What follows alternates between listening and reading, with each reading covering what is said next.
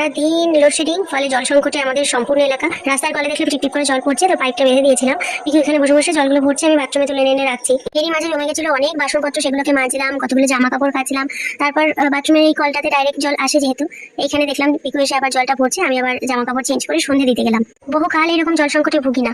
এদিকে যতগুলো গামলা ছিল সেগুলো সব বললাম, ওদিকে আরো 3টা বালতি জল ভরে রাখলাম।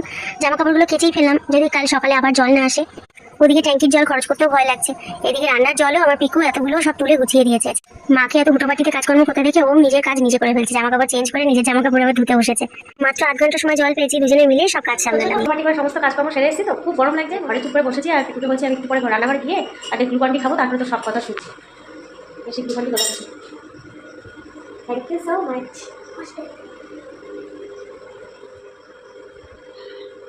ঠান্ডা জল দিয়ে মিক্স করে সুন্দর করে বানিয়েছি। Thank you. ঠিক আছে।